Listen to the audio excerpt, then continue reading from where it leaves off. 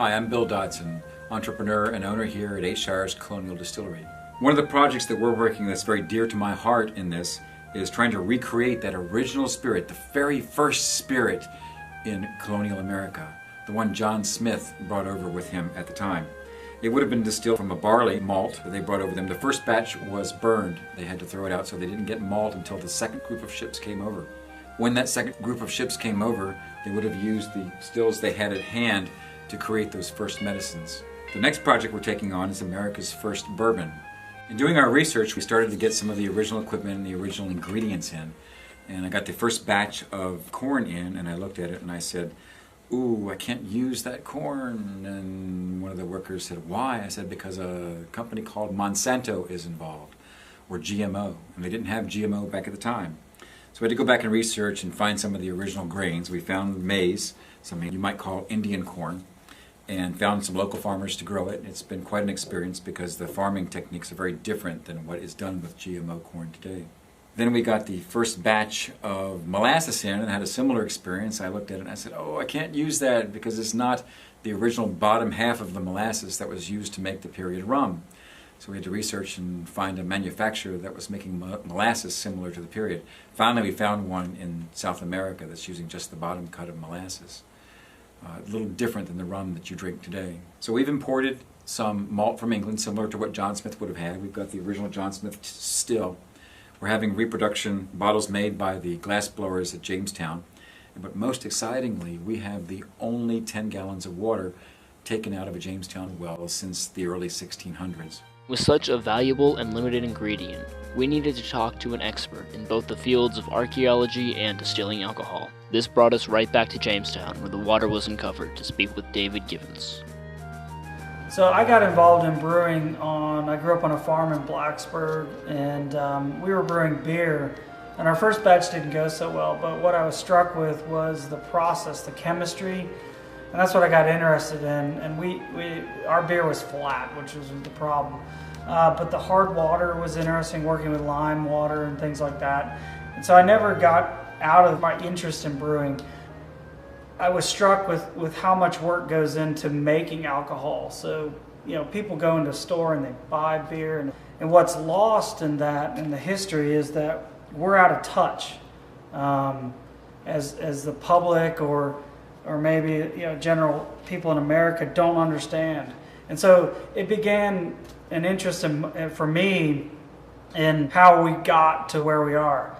Documentation on the stills that we have here at Jamestown are pretty thin. A lot of researchers think ours were used for alchemy, and they certainly would have been. Really, the sum of the project here is to understand or know about how these were operated, and that's into a field that we call experimental archaeology.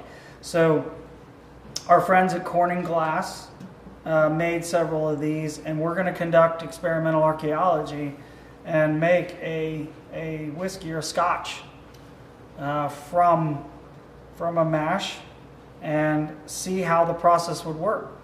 And one of the things I thought about is, could we use the water from our well in the Jamestown liquor? And that's what we did. And so literally when our liquor comes out, which again, we're going to be using experimental stuff, and I'm excited about that, you're going to be drinking history. With the ingredients gathered, all that was left to do was resurrect the original still to craft it in, making Steve Isenheart the perfect man to speak with, holding both the titles brewing engineer and coppersmith. When George Washington established his stills in Mount Vernon, he used a larger still design, a still that was used for commercial use. I have several designs of stills.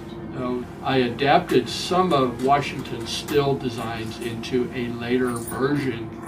Copper is the kind of material that will not contaminate anything that you try to use for a still. So stills have always been, as far back as I can research, have always been made out of copper.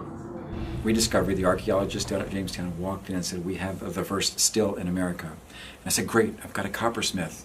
And both of them looked at me and said, no, you don't need a coppersmith. What you need is somebody to make a ceramic still and somebody to make a hand-blown glass still.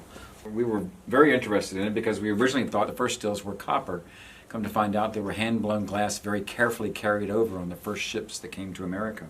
Some of the concepts that involve the design of marrying a copper piece to a glass piece, and doing that with the knowledge that we have about what they did in early Jamestown, is where we had to do some engineering with that. As a coppersmith, I can do anything with copper, but to marry it up with glass is just a new experience for me.